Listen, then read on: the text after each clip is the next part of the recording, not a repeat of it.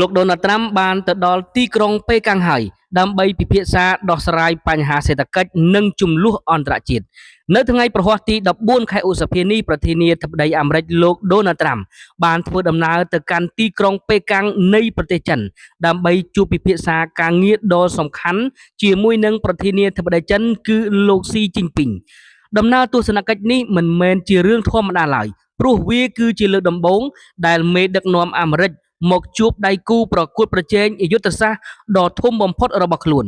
ចាប់តាំងពីលោកបានត្រឡប់ទៅកាន់តំណែងនៅក្នុងអាណត្តិទី2វិញយោងតាមការចុះផ្សាយរបស់ Reuters ការធ្វើដំណើរនេះកើតឡើងចំពេលដែលលោកដូណាល់ត្រាំកំពុងតែជួបបញ្ហាផ្ទៃក្នុងយ៉ាងខ្លាំងដោយសារតែសង្គ្រាមនៅប្រទេសអ៊ីរ៉ង់បានធ្វើឲ្យប្រជាប្រិយភាពរបស់លោកធ្លាក់ចុះនិងបង្កឲ្យមានអតិផរណានៅក្នុងស្រុកដ៏ធ្ងន់ធ្ងរជាទីបំផុតក្នុងដំណើរការនេះលោកត្រាំបាននាំក្រុមនាយកប្រតិបត្តិក្រុមហ៊ុនធំៗរួមទាំងលោក Elon Musk និងលោក Jensen Huang ពីក្រុមហ៊ុន Nvidia ជាមួយគ្នាផងដែរដើម្បីព្យាយាមបើកទីផ្សារចិន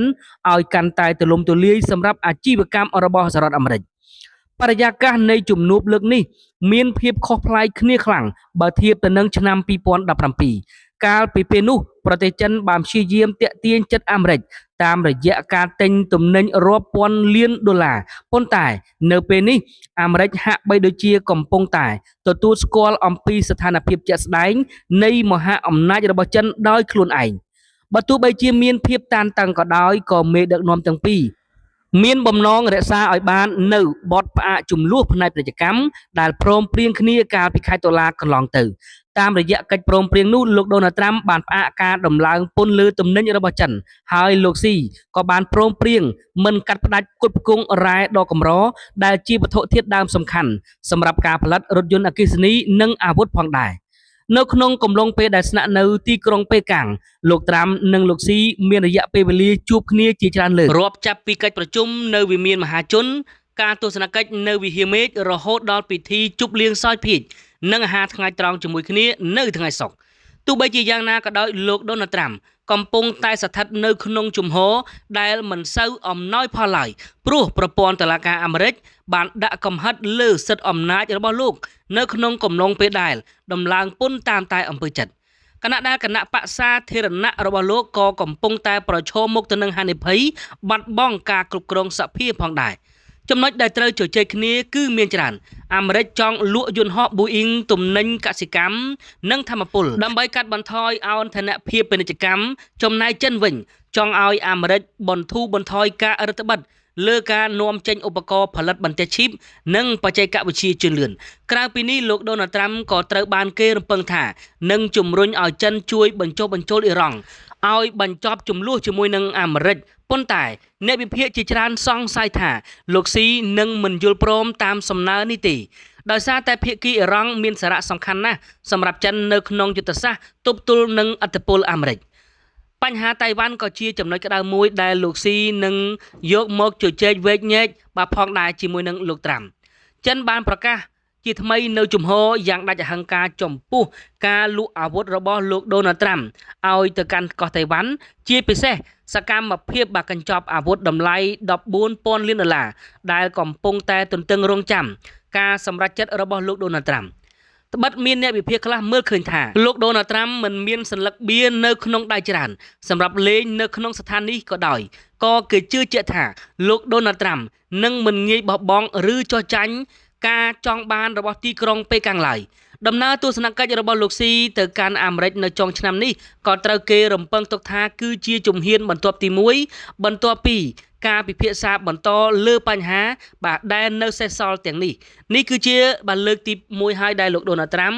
ទៅនៅក្នុងអាណត្តិទី2របស់លោកហើយនៅចុងឆ្នាំនេះបាទលោកស៊ីនឹងឆ្ពោះទៅកាន់ទឹកដីបាទនៃប្រទេសអាមេរិកវិញផងដែរលោកដូណាល់ត្រាំប្រកាសថាទំនាក់ទំនងជាមួយនឹងចិននឹងល្អខ្លាំងជាងពេលណាទាំងអស់នៅក្នុងជំនួបដ៏មានសារៈសំខាន់នៅទីក្រុងប៉េកាំងនាថ្ងៃទី14នេះលោកប្រធានាធិបតីដូណាល់ត្រាំបានថ្លែងនូវក្តីសង្ឃឹមយ៉ាងមុតមាំថាទំនាក់ទំនងរវាងសហរដ្ឋអាមេរិកនិងចិននឹងឈានទៅដល់កម្រិតដ៏ល្អប្រសើរមួយដែលមិនធ្លាប់មានពីមុនមកនោះទេ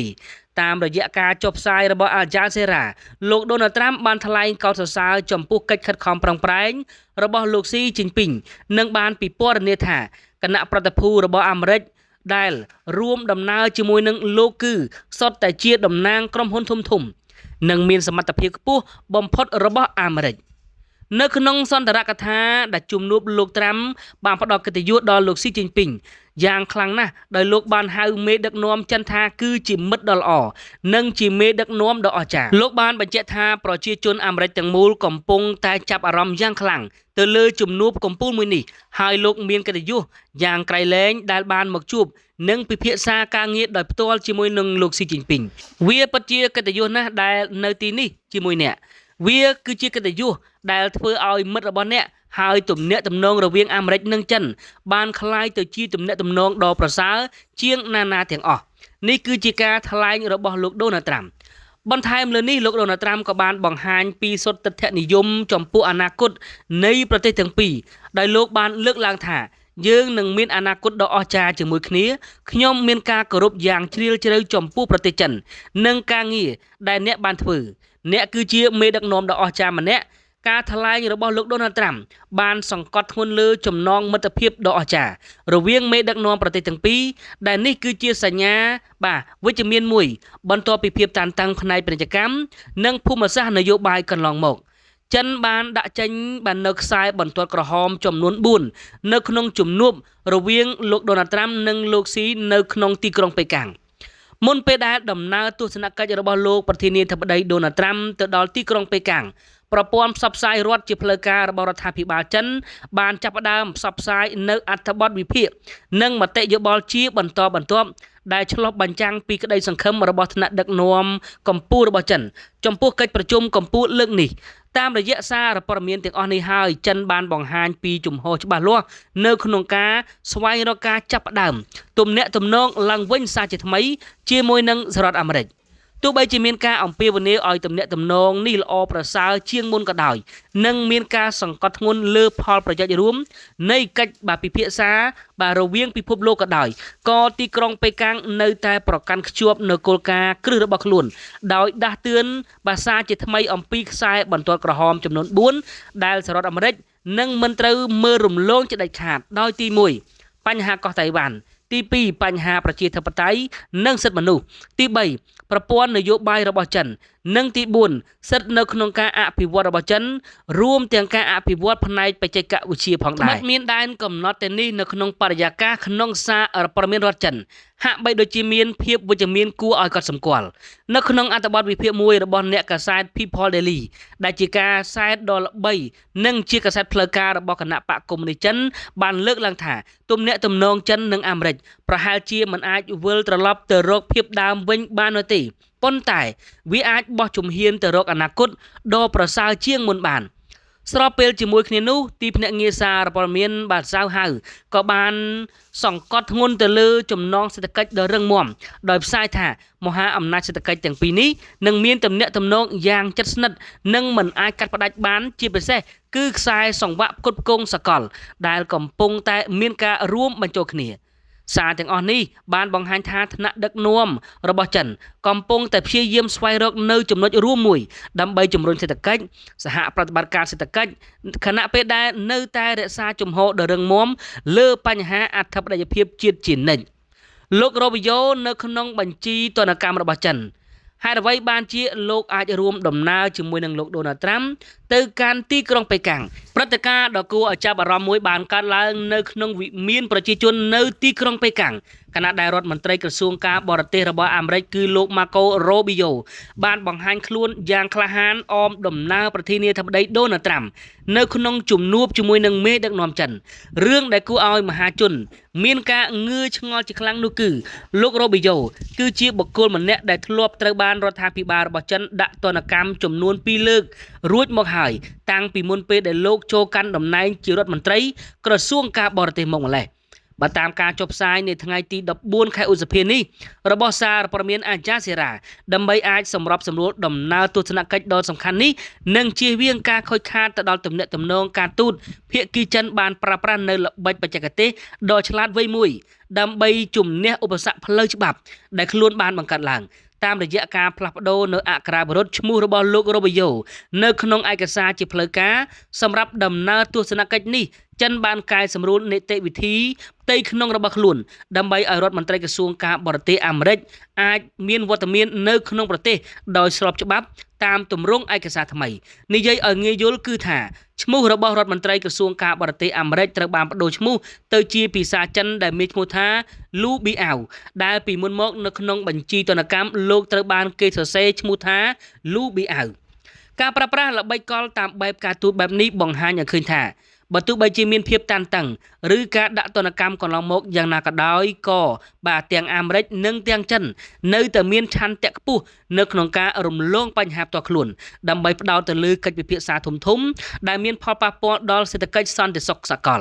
ការដែលលោករ៉ូប៊ីយ៉ូអាចចូលរួមនៅក្នុងជំនួបដ៏ខ្ពង់ខ្ពស់នេះបានឆ្លុះបញ្ចាំងពីថតិភាពនៃការទូតដែលថាផលប្រយោជន៍ជាតិគឺជាយុទ្ធសាស្ត្រនយោបាយតែងតែមានទម្ងន់ធ្ងន់ជាងការប្រកាន់ខ្ជាប់នៅរូបនីយកម្មចាស់ៗនៅក្នុងបទសម្ភាសន៍ជាមួយនឹងស្ថានីយទូរទស្សន៍ Fox News កាលពីថ្ងៃពុធទី13 ខែឧសភារដ្ឋមន្ត្រីក្រសួងការបរទេសរបស់អាមេរិកលោក Marco Rubio បានថ្លែងឲ្យដឹងថារដ្ឋាភិបាលរបស់អាមេរិកកំពុងតែមានក្តីសង្ឃឹមយ៉ាងមុតមាំនៅក្នុងការបញ្ចុះបញ្ចូលឲ្យប្រទេសចិនងាកមករកទួនាទីឲ្យកាន់តែសកម្មជាងមុនដើម្បីជួយទាក់ទាញអារម្មណ៍ឲ្យដើរចេញពីសកម្មភាពដ៏តានតឹងដែលកំពុងតែកើតមានឡើងនៅក្នុងតំបន់ឈូងសមុទ្រ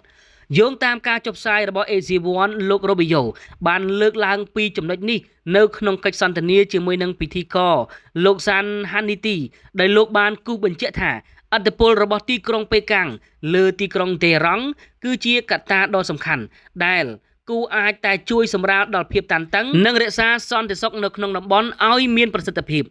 តាមរយៈការជំរុញនេះអាមេរិកចង់ឃើញចិនចូលរួមចំណែកដោយផ្ទាល់នៅក្នុងការដាក់សម្ពាធការទូតដើម្បីឲ្យអ៊ីរ៉ង់បញ្ចប់រាល់សកម្មភាពដែលបង្កហានិភ័យដល់សន្តិសុខពិភពលោកការអធិប្បាយរបស់ប្រមុខការទូតអាមេរិកម្នាក់នេះបានឆ្លុះបញ្ចាំងអំពីការផ្លាស់ប្ដូរយុទ្ធសាស្ត្រមួយដែលអាមេរិកព្យាយាមប្រើប្រាស់ទំនាក់ទំនងរវាងមហាអំណាចទាំងពីរដើម្បីដោះស្រាយជម្លោះដ៏ស្មុគស្មាញនៅមជ្ឈមពា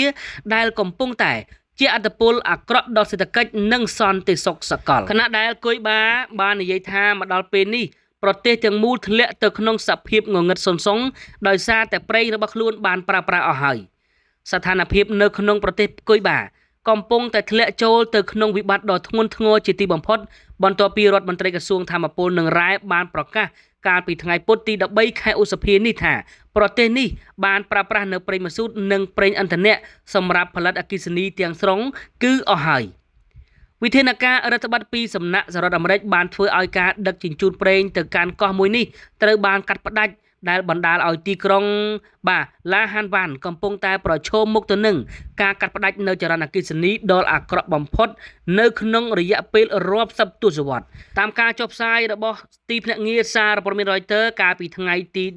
14លោកវ៉ាន់តេដេឡាអូរដ្ឋមន្ត្រីក្រសួងធម្មពលបានថ្លែងប្រាប់ប្រព័ន្ធផ្សព្វផ្សាយរដ្ឋដោយក្តីបារម្ភថាគុយបាមិនមានប្រេងឥន្ធនៈឬប្រេងម៉ាស៊ូតសូម្បីតែមួយដំណក់នៅក្នុងស្តុកនោះទេលោកបានបញ្ជាក់បន្ថែមថាបណ្ដាញអគ្គិសនីជាតិកំពុងតែស្ថិតនៅក្នុងសភាពវិបត្តិខ្លាំងដោយមិនមានទំនប់បម្រុងអ្វីទាំងអស់នៅក្នុងសប្តាហ៍នេះប្រជាពលរដ្ឋនៅក្នុងទីក្រុងឡាហាវ៉ាន់ត្រូវរស់នៅក្នុងទីងងឹតស្ទើរតែទាំងស្រុងដោយសារតែបណ្ដាខណ្ឌមួយចំនួនបានដាច់ចរន្តអគ្គិសនីរហូតដល់20ទៅ22ម៉ោងនៅក្នុងមួយថ្ងៃដែលធ្វើឲ្យស្ថានភាពជីវភាពរបស់ប្រជាជនដែលកំពុងតែខ្វះខាតចំណីអាហារថ្នាំពេទ្យនិងប្រេងឥន្ធនៈស្រាប់នោះកាន់តែលំបាកទ្វេដងបច្ចុប្បន្ននេះបណ្ដាញអគ្គិសនីជាតិរបស់គុយបាត្រូវពឹងផ្អែកទាំងស្រុងទៅលើប្រេងឆៅនៅក្នុងស្រុកនិងអូស្មန်ធម្មជាតិនិងថាមពលដែលកើតចេញឡើងវិញទោះបីជាគុយបាបានដំឡើងសមត្ថភាពផលិតថាមពលពន្លឺព្រះអាទិត្យបាន1300មេហ្គាវ៉ាត់នៅក្នុងរយៈពេល2ឆ្នាំចុងក្រោយនេះក៏ដោយក៏ភាពមិនស្ថិតស្ថេរនៃបណ្ដាញអគ្គិសនីដោយសារតែកង្វះប្រេងឥន្ធនៈបានធ្វើឲ្យប្រសិទ្ធភាពនៃការផលិតថាមពលធ្លាក់ចុះយ៉ាងខ្លាំងរដ្ឋមន្ត្រីរូបនេះបានបញ្ជាក់ទៀតថារដ្ឋាភិបាលគុយបានៅតែបន្តស្វះស្វែងរកដៃគូដើម្បីនាំចេញប្រេងត្បិតជួបឧបសគ្គពីការបិទគប់របស់អាមេរិក យ៉ាងណាមិញតម្លៃប្រេងនិងតម្លៃការដឹកជញ្ជូននៅលើទីផ្សារពិភពលោកដែលកំពុងតែកើនមានឡើងដោយសារតែជម្លោះរវាងអាមេរិកអ៊ីស្រាអែលនិងអ៊ីរ៉ង់កាន់តែធ្វើឲ្យកិច្ចខិតខំប្រឹងប្រែងនេះមានភាពស្មុគស្មាញកាន់តែខ្លាំងប្រទេសដែលធ្លាប់តែជាអ្នកផ្គត់ផ្គង់ប្រេងដ៏សំខាន់ឲ្យគុយបាដូចជាមិចស៊ិកនិងវេណេស៊ុយអេឡាបានបញ្ចប់ការដឹកជញ្ជូនប្រេងរបស់ខ្លួនទាំងស្រុងចាប់តាំងពីលោកដូណាល់ត្រាំបានចេញនៅបទបញ្ជានៅក្នុងប្រតិបត្តិការនៅក្នុងខែមករាក្នុងឆ្នាំ2026ដែលប្រមានដាក់ទណ្ឌកម្មលើប្រទេសណាដែលហ៊ានដឹកជញ្ជូនប្រេងទៅកាន់ប្រទេសគុយបាគិតចាប់តាំងពីខែធ្នូឆ្នាំមុនមកមាននាវាដឹកប្រេងតែមួយគ្រឿងតែប៉ុណ្ណោះដែលបានមកដល់គុយបានៅក្នុងខែមេសាដែលជួយសម្រាលដល់ការលំបាកវេទនាត្រឹមតែពេលវេលាខ្លីប៉ុណ្ណោះការដាច់ចរន្តអគ្គិសនីនេះគឺកំពុងតែបង្កផលប៉ះពាល់សេវាសាធារណៈទូទាំងកោះដែលមានប្រជាជនជិត10លាននាក់នេះអង្គការសហប្រជាជាតិកាលពីសប្តាហ៍មុនបានថ្កោលទោសចំពោះការបិទគប់ប្រេងឥន្ធនៈរបស់លោកដូណាល់ត្រាំដោយបានចាត់ទុកថាគឺជាសកម្មភាពខុសច្បាប់ដែលរារាំងសិទ្ធិរបស់ប្រជាជនគុយបានៅក្នុងការអភិវឌ្ឍនិងបង្កផលប៉ះពាល់យ៉ាងធ្ងន់ធ្ងរដល់សិទ្ធិទទួលបានអាហារការអប់រំសុខភាពនិងអនាម័យបងប្អូនយើងគុយបាពេលនេះគឺកំពុងតែស្ថិតដូចជានៅក្នុងឋាននរកអញ្ចឹងភ្លើងនៅក្នុងមួយថ្ងៃគេបិទចន្លោះពី20ទៅ22ម៉ោងទៅហើយដូច្នេះនៅក្នុងមួយថ្ងៃមានត្រឹមតែ2ម៉ោងតែប៉ុណ្ណោះដែលប្រជាជនគុយបាឃើញពន្លឺថ្ងៃដែលធ្វើឲ្យស្ថានភាពជីវភាពរបស់ប្រជាជនដែលកំពុងតែខ្វះខាតចំណីអាហារខ្វះខាតថ្នាំពេទ្យនិងប្រេងឥន្ធនៈស្រាប់កាន់តែលំបាកទ្វេដងពិភពលោកកំពុងតែដើរដល់មាត់ជ្រោះនៃសង្គ្រាមលោកដូណាល់ត្រាំមុននឹងឡើងយន្តហោះទៅកាន់ទឹកដីនៃប្រទេសចិនផ្ញើសារព្រមានឌឺដងទៅកាន់លោកស៊ីជីនពីងគណៈដែលសង្គ្រាមនៅមជ្ឈិមបូព៌ាកំពុងតែคล้ายទៅជាសមុទ្រភ្លើងលោកដូណាល់ត្រាំមុននឹងឡើងយន្តហោះ Air Force One ទៅកាន់ទីក្រុងប៉េកាំងបានអះអាងថាអាមេរិកគ្រប់គ្រងអ៊ីរ៉ង់ទាំងស្រុងមិនត្រូវការជំនួយពីប្រទេសចិននោះទេអ៊ីស្រាអែលបើការវាយប្រហារគោលដៅ40កន្លែងសម្រាប់ជនស៊ីវិលជាច្រើននិងកុមារស្របពេលដែលក្រុមហេសបូឡាសងសឹកកំទេចនាវាណាមើនិងគ្រឿងចក្រ D9 របស់អ៊ីស្រាអែលកងទ័ពអ៊ីស្រាអែលក៏នៅមិនសុខដែរក៏បានបាញ់សម្លាប់កុមារជាច្រើនអ្នកបន្ថែមទៀតជាពិសេសកុមារដែលមានអាយុក្រោម16ឆ្នាំខណៈដែលក្រុមអ្នកតាំងលំនៅក៏បានវាយឆ្មក់លួចសត្វពាហនៈរាប់រយក្បាលតាមរបាយការណ៍ថា EIA គឺបានព្រមានពីការថយចុះស្តុកប្រេងសកលនៅក្នុងល្បឿនកំណត់ត្រានិងការជួបគាំងនៅច្រកសមុទ្រហូម៉ូសការបង្កកទ្រព្យសម្បត្តិជនជាតិលីបង់ចំនួន21នាក់និងអង្គការដែលពាក់ព័ន្ធជាមួយនឹងក្រុមហេសបូឡានៅក្នុងខ្ញុំបានពញ្ញាញនឹងនាំលោកអ្នកទៅកាន់ព្រឹត្តិការណ៍បច្ចុប្បន្នដែលកំពុងតែកក្រើកជាទីបំផុតជាពិសេសជំនួបមេដឹកនាំលោកដូណាល់ត្រាំបានទៅជួបលោកស៊ីជីនពីងនៅលើទឹកដីនៃប្រទេសចិនមុននឹងលោកដូណាល់ត្រាំជួបលោកស៊ីជីនពីងសង្គ្រាមពាក្យសម្ដីក៏បានផ្ទុះឡើងផងដែរដោយលោកដូណាល់ត្រាំបាននិយាយឲ្យថាលោកមិនត្រូវការជំនួយពីប្រទេសចិននោះទេប្រធានាធិបតីអាមេរិកលោកដូណាល់ត្រាំបានធ្វើដំណើរទៅដល់រដ្ឋធានីប៉េកាំងហើយនាល្ងាចថ្ងៃពុធនេះដោយមានការអមដំណើរដោយប្រតិបត្តិការធំរួមមានលោកជិកសិនលួងនាយកប្រតិបត្តិការក្រុមហ៊ុន Nvidia និងមហាសេដ្ឋី Elon Musk ដំណើរទស្សនកិច្ចនេះធ្វើឡើងស្របពេលដែលលោកដូណាល់ត្រាំបានបន្តបដិញ្ញាចិត្តថានឹងជំរុញឲ្យប្រធានាធិបតីស៊ីជីនពីងបើកចំហទីផ្សារសម្រាប់ធុរកិច្ចអាមេរិកនៅក្នុងជំនួបរយៈពេល2ថ្ងៃនេះបើយោងតាមការចេញផ្សាយពីទីភ្នាក់ងារសារព័ត៌មាន Reuters នេះគឺជាដំណើរទស្សនកិច្ចលើកដំបូងរបស់លោកប្រធានាធិបតីដូណាល់ត្រាំទៅកាន់ប្រទេសចិននៅក្នុងរយៈពេលជិត1ទសវត្សរ៍ចុងក្រោយនេះលោកដូណាល់ត្រាំមានបំណងចង់ស្វែងរកកិច្ចព្រមព្រៀងពាណិជ្ជកម្មនិងរក្សាការផ្អាកសង្គ្រាមពាណិជ្ជកម្មដ៏ផុយស្រួយជាមួយនឹងមហាអំណាចសេដ្ឋកិច្ចទី2របស់ពិភពលោកមួយនេះព្រមទាំងដើម្បីស្ដារនៅប្រជាប្រិយភាពរបស់លោកឡើងវិញបន្ទាប់ពីរងធ្លាក់ចុះដោយសារតែចំនួននៅអ៊ីរ៉ង់ការអបដំណើររបស់លោកលួងត្រូវបានគេមើលឃើញថាគឺជាកិច្ចខិតខំប្រឹងប្រែងដើម្បីដោះស្រាយនៅបញ្ហាអនុញ្ញាតឲ្យលក់បន្ទះឈីបសម្បនិមិត្តប្រភេទ H200 ដ៏មានអានុភាពរបស់ Nvidia ចូលទៅកាន់ទីផ្សាររបស់ប្រទេសចិនតាមរយៈការបង្ហោះសារនៅលើបណ្ដាញសង្គមត្រាស់សសររបស់លោកត្រាំបានគូបញ្ជាក់ថាការស្នើសុំឲ្យលោកស៊ីជីនពីងបើកចំហទីផ្សារចិនគឺជាសំណើទី1និងអត្ថប្រយោជន៍ទីបំផុតរបស់លោក ជាការឆ្លើយតបអ្នកនាំពាក្យក្រសួងការបរទេសរបស់លោកចិនលោកកៅជីគុនបានស្វាគមន៍ដោយការចរចាដោយអះអាងថាទីក្រុងប៉េកាំងត្រៀមខ្លួនរួចជាស្រេចនៅក្នុងការពង្រឹងកិច្ចសហប្រតិបត្តិការនិងគ្រប់គ្រងភាពខុសគ្នាគូបញ្ជាក់ឲ្យដឹងផងដែរថាក្រៅពីបញ្ហាពាណិជ្ជកម្មជំនួបកម្ពុជានេះក៏នឹងគ្រប់ដណ្ដប់លើប្រធានបទរសើបជាច្រើនទៀតរួមមានសង្គ្រាមនៅអ៊ីរ៉ង់និងការលក់អាវុធរបស់សហរដ្ឋអាមេរិកឲ្យទៅកាន់កោះតៃវ៉ាន់ជាដើមថ្មីត្បិតតែលោកត្រាំធ្លាប់អះអាងថាអាមេរិកមិនត្រូវការជំនួយពីចិនក្តីប៉ុន្តែគេរំពឹងទុកថាលោកនឹងជំរុញឲ្យចិនជួយបញ្ចុះបញ្ចូលទីក្រុងតេហ៍រ៉ង់ឲ្យទទួលយកនៅកិច្ចព្រមព្រៀងសន្តិភាពមួយពីទីក្រុង Washington ដែលឡែកភាគីចិននៅតែបន្តប្រឆាំងយ៉ាងដាច់អហង្ការចំពោះការលក់អាវុធរបស់អាមេរិកឲ្យទៅកាន់កោះតៃវ៉ាន់ខណៈកញ្ចប់ជំនួយយោធាតម្លៃ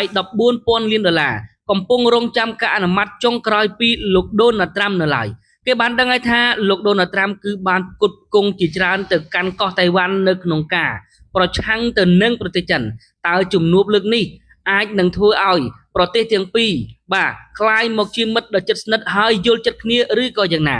ឬក៏បន្តបាទតឹងសរសៃកដាក់គ្នាបន្ថែមទៀតក្រសួងសុខាភិបាលរបស់លីបង់បានប្រកាសនៅថ្ងៃពុធនេះថាការវាយប្រហារបន្តបន្ទាប់របស់អ៊ីស្រាអែលទៅលើរថយន្តជាច្រើនគ្រឿងនៅក្នុងប្រទេសលីបង់បានសម្លាប់មនុស្សចំនួន12នាក់ខណៈដែលចំនួនរវាងក្រុមហេស្បូឡានិងអ៊ីស្រាអែលនៅតែបន្តយ៉ាងក្តៅគគុកមុនថ្ងៃរៀបចំកិច្ចចរចាជុំទី3រវាងលីបង់និងអ៊ីស្រាអែលដែលសម្របសម្រួលដោយសហរដ្ឋអាមេរិកនេះបើយោងតាមការចេញផ្សាយដោយស្ទីវភ្នាក់ងារសារព័ត៌មាន Reuters ចំនួនដែលអូសបន្លាយអស់រយៈពេលជាង10សប្តាហ៍ដែលផ្ដើមចេញពីសង្គ្រាមនៅអ៊ីរ៉ង់នេះកាន់តែមានភាពតានតឹងបន្ទាប់ពីក្រុមហេស្បូឡាបានបញ្ជាក់ថាមេបញ្ជាការកងកម្លាំងពិសេសរ៉ាវ៉ាន់របស់ខ្លួនត្រូវបានសម្លាប់នៅក្នុងការវាយប្រហាររបស់អ៊ីស្រាអែលនៅក្នុងតំបន់ជាក្រុងភាគខាងត្បូងរបស់រដ្ឋធានីបេរូតទោះបីជាមានការប្រកាសបទឈប់បាញ់កាលពីខែមុនក៏ដោយក៏ភាគីទាំងពីរនៅតែបន្តបើកការវាយប្រហារគ្នាជាបន្តបន្ទាប់ជាពិសេសនៅភាគខាងត្បូងរបស់ប្រទេសលីបង់ជាទីដែលអ៊ីស្រាអែលកំពុងតែកាន់កាប់និងបង្កើនតំបន់សុវត្ថិភាពយោងតាមប្រភពសន្តិសុខនៅលីបង់ការវាយប្រហាររបស់អ៊ីស្រាអែលនៅថ្ងៃពុធនេះរួមទាំងការប្រើប្រាស់នៅបាទប្រភេទយន្តហោះដ្រូនចំនួន3គ្រឿងវាយប្រហារចំគោលដៅរថយន្តដែលកំពុងតែធ្វើដំណើរនៅតាមបណ្ដោយផ្លូវ highway នាឆ្នេរសមុទ្រដែលស្ថិតនៅក្នុងចម្ងាយប្រមាណជាង20គីឡូម៉ែត្រពីភាគខាងត្បូងរបស់រដ្ឋធានីបេរូតដែលជាតំបន់ស្ថិតនៅឆ្ងាយពីទីតាំងប្រយុទ្ធជាក់ស្ដែងនៃភាគខាងត្បូងអ៊ីស្រាអែលនៅតែបន្តសម្លាប់ប្រជាជនលីបង់យ៉ាងរង្គាលពីមួយថ្ងៃទៅមួយថ្ងៃបទឈប់បាញ់ជាលើកទី3ក៏មិនទាន់បានចុះមកដល់អ៊ីស្រាអែលនៅតែបន្តការវាយប្រហារបែបនេះតើលីបង់នឹងត្រូវរងគ្រោះបែបណាខណៈដែលក្រុមហេស្បូឡានៅតែបន្តសងសឹកយ៉ាងចាស់ដៃដោយកងកម្លាំងពិសេសបាទមេដឹកនាំរបស់ខ្លួនគឺបាទរ៉ាវ៉ាន់ត្រូវបានសម្លាប់កាលពីសប្តាហ៍មុនដូច្នេះហើយក្រុមហេស្បូឡាគឺនៅមិនសុខនោះទេត្រូវតែបើកការវាយប្រហារបាទសងសឹកទៅលើប្រទេសបាទអ៊ីស្រាអែលប្រសិនបើហេស្បូឡានៅតែបន្តសងសឹកបែបនេះលីបង់កាន់តែខូចខាតកាន់តែច្រើនឡើងបាទបងប្អូនយើងសង្គ្រាមនឹងមិនបញ្ចប់ទេឥឡូវនេះស្រាប់តែបាទអារ៉ាប់រួមលូកដៃជួយទៅកាន់អាមេរិកទៀតដូច្នេះហើយឥឡូវនេះក្រមមន្ត្រីរបស់អ៊ីរ៉ង់បានបង្កើនការយកចិត្តទុកដាក់ជាពិសេសតែម្ដងទៅលើបាទអេមីអារ៉ាប់រួមដែលហៅកាត់ថា UAE នៅក្នុងសង្គ្រាមបាទសាររបស់ខ្លួនហើយបានគម្រាមថានឹងវាយប្រហារដងខ្លាំងក្លាបំផុតទៅលើ UAE ប្រសិនបើសហរដ្ឋអាមេរិកនិងអ៊ីស្រាអែលបើកការវាយប្រហារសារជាថ្មីម្ដងទៀតទៅកាន់ទឹកដីនៃប្រទេសអ៊ីរ៉ង់ដូច្នេះហេតុអ្វីបានជាអ៊ីរ៉ង់បង្កើតការបដោតទៅកាន់អារ៉ាប់រួមតាមពិតទៅយោធារបស់អាមេរិកមានវត្តមានដ៏មានសារៈសំខាន់នៅលើទឹកដីអារ៉ាប់រួមអស់រយៈពេលជាច្រើនឆ្នាំមកហើយក្នុងនោះរួមមានទាំងនៅឯមូលដ្ឋានទ័ពអាកាស Al Dafra ដែលស្ថិតនៅក្នុងជាយក្រុង Abu Dhabi ដែលទទួលបានឲ្យកងទ័ពអាមេរិករាប់ពាន់នាក់ឈរជើងរួមទាំងបរិក្ខារយោធាទំនើបដូចជាប្រព័ន្ធរ៉ាដានិងប្រព័ន្ធឆ្លូបការដែលកងកម្លាំងឆ្មាំបដិវត្តអ៊ីរ៉ង់បានអះអាងថាខ្លួនបានកំណត់គោលដៅនៅក្នុងកំឡុងពេលមានសង្គ្រាមកាលពីឆ្នាំ2020អារ៉ាប់រួមជាមួយនឹងបារ៉ែននិងម៉ារ៉ុកបានចុះហត្ថលេខាលើកិច្ចព្រមព្រៀងសន្តិភាព Abraham Accords សម្របសម្រួលដោយសហរដ្ឋអាមេរិកដើម្បីភ្ជាប់ទំនាក់ទំនងជាប្រក្រតីជាមួយនឹងអ៊ីស្រាអែល ប្រធានាធិបតីអាមេរិកលោកដូណាល់ត្រាំបាននិយាយថាលោកចង់ពង្រីកកិច្ចព្រមព្រៀងនេះដែលលោកផ្ទាល់គឺជាអ្នកសម្របសម្រួលអំឡុងអាណត្តិទី1របស់លោកតាមរយៈការបញ្ចុះបញ្ចូលឲ្យអារ៉ាប៊ីសាអូឌីតឲ្យចូលរួមផងដែរតែសង្គ្រាមរបស់អ៊ីស្រាអែលនៅក្នុងតំបន់ហ្គាហ្សាបានបង្អាក់ដល់ភាពរីកចម្រើនរហូតមកទល់នឹងពេលបច្ចុប្បន្នលោកដូណាល់ត្រាំបានសរសើរផងដែរដល់ប្រធានាធិបតីអារ៉ាប់គឺព្រះអង្គម្ចាស់មូហាម៉េឌីប៊ីនបាហ្សាយេតអាល់នេយ៉ានថាគឺជាមេដឹកនាំដ៏ឈ្លាសវៃដែលចង់ដើរទៅតាមផ្លូវខ្លួនឯងបន្ទាប់ពីព្រះអង្គបានដកនៅអារ៉ាប់រួមចេញពីអង្គការនៅក្នុងប្រទេសបាទដែលនាំប្រេងដែលហៅកាត់ថាបាទ Opens កាលពីខែមេសាកន្លងទៅចាប់តាំងពីចុះកិច្ចព្រមព្រៀង Abraham Accords បាទអារ៉ាប់និងអ៊ីស្រាអែលបានពង្រីកយ៉ាងឆាប់រហ័សនៅកិច្ចសហប្រតិបត្តិការយោធានិងបាទព័ត៌មានស៊ើបការសម្ងាត់មិនត្រឹមតែប៉ុណ្ណោះក្រុមហ៊ុនផលិតអាវុធរបស់អ៊ីស្រាអែលបាទ Elbit បាទ System ថែមទាំងបានបើកឲ្យក្រុមហ៊ុនបាទបុតសម្ព័ន្ធនៅទឹកដីអារ៉ាប់ទៀតផងអំឡុងពេលដែលសង្គ្រាមអ៊ីរ៉ង់និងអ៊ីស្រាអែលបានបញ្ជូនបាទទាហានជាច្រើនអ្នកដើម្បីជួយទៅក្នុងកិច្ចសហប្រតិបត្តិការប្រព័ន្ធខែលប្រឆាំងទៅនឹងមីស៊ីលទំនើបមួយនេះទៅកាន់អារ៉ាប់ហើយរឿងនេះហើយដែលមិនធ្លាប់មានឡើយនៅក្នុងពិភពរបស់អារ៉ាប់នៅឯព្រឹត្តិការណ៍មួយនៅក្នុងទីក្រុង Tel Aviv កាលពីថ្ងៃទី12ខែឧសភាឆ្នាំ2026ឯកអគ្គរដ្ឋទូតអាមេរិកលោក Mike Hacks Gabi បានឲ្យដឹងថាការដាក់ពង្រាយនៅអេរ៉ុនដ្រូនគឺធ្វើឡើងដោយសារតែទំនាក់ទំនងដ៏ពិសេសអស្ចារ្យរវាងអារ៉ាប់និងអ៊ីស្រាអែលផ្អែកទៅលើកិច្ចព្រមព្រៀង Abraham Accords លោក Anwar Bagrecha ដែលជាទីប្រឹក្សាផ្ទាល់របស់ប្រធានាធិបតីបាទអារ៉ាប់បាននិយាយកាលពីថ្ងៃទី17ខែមីនាឆ្នាំ2026នេះថាការវាយប្រហាររបស់បាទអ៊ីរ៉ង់ទៅលើបណ្ដាប្រទេសក្បែរខាងនឹងក្លាយទៅជាស្ពានដើម្បីពង្រីកទំនាក់ទំនងរវាងអ៊ីស្រាអែលនិងបណ្ដារដ្ឋអារ៉ាប់ដែលមានទំនាក់ទំនងការទូតជាមួយនឹងអ៊ីស្រាអែលក្រុមមន្ត្រីរបស់អារ៉ាប់បាននិយាយថាទំនាក់ទំនងការបរទេសនិងភាពជាដៃគូនៅក្នុងវិស័យការពារជាតិរបស់ខ្លួនគឺជាបញ្ហាអធិបតេយ្យភាពសុទ្ធសាធហើយថាតេហេរ៉ង់បាននឹងកំពុងតែព្យាយាមបោកបញ្ឆោតសហគមន៍អន្តរជាតិនិងអះអាងពីភាពត្រឹមត្រូវរវាងការវាយប្រហាររបស់ខ្លួនដោយនិយាយថាទឹកដីនិងដែនអាកាសរបស់បណ្ដាប្រទេសអារ៉ាប់ត្រូវបានប្រើប្រាស់បាទសម្រួលទៅដល់ការវាយប្រហារលើអ៊ីរ៉ង់អារ៉ាប់មានចំនួនយូរអង្វែងមកហើយជាមួយនឹងអ៊ីរ៉ង់ជុំវិញកោះ Green បាទឋានបាទ Laser Tham និង Adu Mazaត្រូវបានគ្រប់គ្រងដោយអ៊ីរ៉ង់ចាប់តាំងពីឆ្នាំ1971កោះទាំងអស់នេះត្រូវបានចាត់ទុកថាមានសារៈសំខាន់សម្រាប់ការពង្រីកបាទនិងការគ្រប់គ្រងនៅច្រកសមុទ្រ Hormuz មន្ត្រីរបស់អារ៉ាប់បានពន្យល់ថាប្រទេសរបស់ពួកគេបានរងការវាយប្រហារពីអ៊ីរ៉ង់ដោយសារតែអារ៉ាប់តំណាងឲ្យភាពរុងរឿងសេដ្ឋកិច្ចមានប្រជាជនចម្រុះជាតិសាសន៍ប្រមាណជាង200និងអោបក្រសោបការធ្វើពិធីកម្មវប្បធម៌ចំណែកអ៊ីរ៉ង់វិញបានខ្ជះខ្ជាយទ្រព្យសម្បត្តិទៅលើកម្មវិធីនុយក្លេអ៊ែរមីស៊ីលនិងការគាំទ្រទៅដល់ចលនាប្រឆាំងសហរដ្ឋអាមេរិកនិងក្នុងតំបន់តើអារ៉ាប់វាយប្រហារដោយផ្ទាល់លើអ៊ីរ៉ង់ឬដោយសារតែសម្បូរលុយចាយមិនខ្វះនិងមានកិច្ចព្រមព្រៀងយោធាជាមួយនឹងសម្ព័ន្ធមិត្តលោកខាងលិចរបស់ខ្លួនអារ៉ាប់កំពុងតែប្រតិបត្តិការកងទ័ពអាកាសមួយបាទប្រដាប់ដោយបច្ចេកវិទ្យានិងយន្តហោះចម្បាំងទំនើបប្រហែលជាងមួយសប្តាហ៍ក្រោយពីសង្គ្រាមអ៊ីរ៉ង់ផ្ទុះឡើងកាលពីថ្ងៃទី28ខែកុម្ភៈឆ្នាំ2026ប្រព័ន្ធផ្សព្វផ្សាយរបស់អ៊ីស្រាអែលបានរាយការណ៍ថាយន្តហោះចម្បាំង UAE បានដឹកនាំការវាយប្រហារតាមដែនអាកាសដោយផ្ទាល់ប្រឆាំងទៅនឹង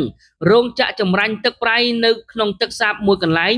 ដែលស្ថិតនៅលើបាទនៅកោះ Zem របស់ប្រទេសអ៊ីរ៉ង់លោកអាលីអាល់បាទណៃនីដែលជារដ្ឋមន្ត្រីជាន់ខ្ពស់របស់អារ៉ាប់បានច្រានចោលនៅសេចក្តីបាទរាយការណ៍ពីប្រព័ន្ធផ្សព្វផ្សាយរបស់អ៊ីស្រាអែលជាព័ត៌មានคล้ายៗហើយប្រសិនបើចង់ធ្វើអ្វីមួយអារ៉ាប់មានភាពក្លាហានប្រកាសឲ្យគេដឹងគឺមិនលាក់នោះទេរហូតមកដល់ដើមខែមេសាប្រព័ន្ធផ្សព្វផ្សាយរបស់អ៊ីរ៉ង់ដែលហៅកាត់ថា IOIB បានបង្ហាញរូបភាពមួយសន្លឹកនៃចំណែកដ្រូនវិញលំផលិតដោយប្រទេសចិនវិញលំគឺជាដ្រូនដែលបានប្រើប្រាស់ដោយអារ៉ាប់នៅក្នុងប្រតិបត្តិការប្រឆាំងទៅនឹងក្រុមហ៊ូទីគាំទ្រដោយអ៊ីរ៉ង់នៅក្នុងប្រទេសយេម៉ែន ស្របពេលជាមួយគ្នានោះប្រព័ន្ធផ្សព្វផ្សាយរដ្ឋនិងអ្នកអត្ថាធិប្បាយអ៊ីរ៉ង់បានបង្កើតការសន្មតថាអារ៉ាប់ប្រហែលជាបានចូលរួមនៅក្នុងការវាយប្រហារលើទឹកដីអ៊ីរ៉ង់នៅក្នុងកំឡុងពេលដែលមានសង្គ្រាមនៅក្នុងនោះរួមមានទាំងការវាយប្រហារបង្កឲ្យមានការខូចខាតបារោងចាក់ចម្រាញ់ប្រេងនៅលើកោះដែនទឹកដីនៃភាគខាងត្បូងរបស់អ៊ីរ៉ង់ផងដែរខណៈដែលក្រុមមេបញ្ជាការនិងអ្នកនយោបាយអ៊ីរ៉ង់មិនបានចាប់ប្រកាន់ជាផ្លូវការលើអារ៉ាប់ប្រព័ន្ធផ្សព្វផ្សាយរដ្ឋអ៊ីរ៉ង់គឺបាននាំគ្នាចង្អុលមុខអារ៉ាប់ថាបានចូលរួមនៅក្នុងការវាយប្រហារប្រឆាំងទៅនឹងប្រទេសអ៊ីរ៉ង់នៅថ្ងៃទី8ខែមេសាបន្ទាប់ពីលោកដូណាល់ត្រាំប្រកាសបទឈប់បាញ់ប្រព័ន្ធផ្សព្វផ្សាយអ៊ីរ៉ង់បានចេញនូវរូបភាពនិងសេចក្តីថ្លែងការណ៍ពីការវាយប្រហារលើរោងចក្រចម្រាញ់ប្រេងមួយនៅលើកោះបាឡាវ៉ាន់រួមទាំងការផ្ទុះជាច្រើនលើកនៅលើកោះសេរីអ៊ីស្រាអែលនិងសហរដ្ឋអាមេរិកបាននិយាយថាពួកគេមិនជាប់ពាក់ព័ន្ធទៅនឹងការវាយប្រហារនោះទេបន្ទាប់ភ្លាម Channel Telegram កងកម្លាំងឆ្មាំបដិវត្តរបស់អ៊ីរ៉ង់បានបង្ហោះរូបភាពបង្ហាញពីយន្តហោះចម្បាំង Mirage 2000ដក9ដែលជាផលិតផលរបស់បារាំងនឹងត្រូវបានធ្វើប្រតិបត្តិការដោយអារ៉ាប់ហោះពីលើភាគខាងត្បូងរបស់អ៊ីរ៉ង់ប្រព័ន្ធផ្សព្វផ្សាយអ៊ីរ៉ង់បាននាំគ្នារាយការណ៍ពីយន្តហោះចម្បាំងMirage របស់អារ៉ាប់បានដឹកនាំការវាយប្រហារលើកោះឡាវ៉ាន់លើសពីនេះទៅទៀតក្រុមអ្នកវិភាគអ៊ីរ៉ង់បានគូសបញ្ជាក់ថានៅក្នុងវីដេអូមួយគឺបានបង្ហោះដោយប្រធានាធិបតីស៊េរីលោកអាមេតអាល់បាហ្សារ៉ាកាលពីចុងខែមេសាដែលរូបលោកត្រូវបានអមដំណើរដោយយន្តហោះចម្បាំងរបស់អារ៉ាប់គេសង្កេតឃើញថាសញ្ញាសម្គាល់និងលេខនៅលើកន្ទុយយន្តហោះចម្បាំង F16E ត្រូវបានលុបចេញក្រុមអ្នកវិភាគរបស់អ៊ីរ៉ង់គឺបានបកស្រាយថានេះគឺជាភស្តុតាងបង្ហាញថាអារ៉ាប់ប្រហែលជាប្រើប្រាស់នៅយន្តហោះចម្បាំងប្រឆាំងទៅនឹងអ៊ីរ៉ង់ហើយចង់កាត់បន្ថយហានិភ័យនៅក្នុងករណីយន្តហោះចម្បាំងត្រូវបានបាញ់ទម្លាក់ជាការឆ្លើយតបអ៊ីរ៉ង់បានបើកការវាយប្រហារដោយបានបាញ់មីស៊ីលនិងដ្រូនជាច្រើនកំណាត់គឺទៅលើគោលដៅរបស់អារ៉ាប់បន្ទាប់ពីបារ៉ែន កូវ៉ែត កាតានិងអារ៉ាប៊ីសាអូឌីតគូបញ្ជាក់ឲ្យដឹងផងដែរថាចាប់តាំងពីសង្គ្រាមទូឡើងអារ៉ាប់បានប្រឈមមុខទៅនឹងការវាយប្រហារធ្ងន់ធ្ងរជាងគេពីអ៊ីរ៉ង់ក្រៅពីអ៊ីស្រាអែលយ៉ាងណាក៏ដោយអារ៉ាប់ក៏មិនបានធ្វើការអត្ថាធិប្បាយជាផ្លូវការលើការវាយប្រហារលើទឹកដីរបស់អ៊ីរ៉ង់នៅដែរការចែករំលែកនៅព័ត៌មានខ្លីរបស់ខ្ញុំបាទបញ្ញាញក៏ដល់ទីបញ្ចប់បងប្អូនយើងសម្រាប់15នាទីនេះគឺជូនទៅកាន់ពុកម៉ែបងប្អូនរាល់កំហុសខុសឆ្គងក៏សំខាន់តែបិទទោសអរគុណច្រើនជុំរៀបលា